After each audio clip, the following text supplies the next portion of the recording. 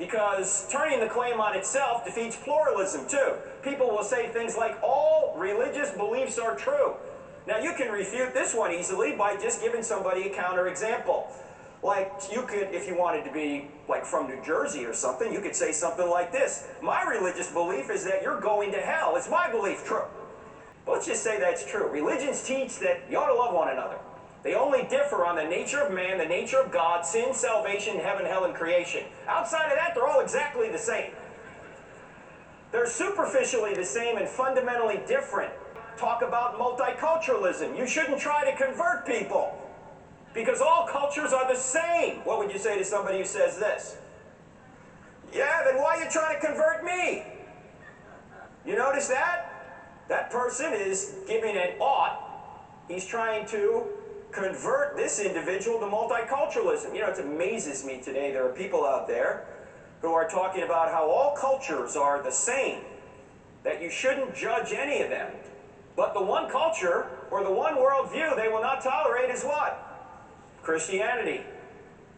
Somehow Christianity is inferior. What standard they have to judge all this, I don't know. But if all religions are the same, why would they be down on Christianity, or why would they be down on the foundational ideals of America if all cultures are the same? How about liberalism? Yeah, it works on that too. You shouldn't impose your morality on others. You hear that all the time from political liberals. What's the problem with the claim? Turn the claim on itself, then say this. Then why are you imposing your morality on me? You see, this is a moral position. You shouldn't. You ought not. And they're imposing it on you. Now, when people say this to me, when they say, hey, you shouldn't impose your morality on others, normally I say, why not? Would that be immoral? How about determinism? This is Francis Crick, who basically said, my thoughts are determined completely by the non-rational laws of physics. He had a book called The Astonishing Hypothesis that he wrote just before he died, because you always have to write books before you die. And that's basically his thesis, is that all of our thoughts are determined by the non-rational laws of physics. Now, if someone were to say this to you, what would you say to Crick? Turn the claim on itself. What would you say? Yeah, you would say, then so is that thought. So why should we believe that or anything else you say? They think we're just moist robots. We're just molecular machines. Well, if we're just moist robots or molecular machines, then why should we believe the thought that we are just moist robots or molecular machines? You should doubt everything. What's the problem with this? Turn the claim on itself. Somebody says you should doubt everything, what would you say? Yeah, should I doubt that?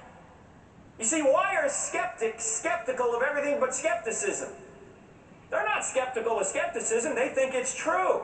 If you're not doubting, you're probably not thinking. So if you start doubting your doubts, you're back to knowing something for sure. Have you guys thought about doubting your doubts? I doubt it. Very closely aligned to skepticism is something called Kantism. That's what we're calling it anyway, Immanuel Kant, who said you can't know the real world. This is how you know what Immanuel Kant thought. Now, what's the problem with Kant's view? If Kant says you can't know the real world, what would you ask him? Yeah, then how can he know that about the real world? Why can Kant know about the real world, but we can't? And by the way, all modern philosophy goes through Kant. If you buy into Kant, then you're locked in agnosticism, or you're stuck in agnosticism. You can't know. The problem is that Kant's view is self-defeating. It's like saying I can't speak a word in English. It's like saying I can't know anything. If you say you can't know anything, you're going to ask that person, how do you know you can't know? It's a self-defeating position.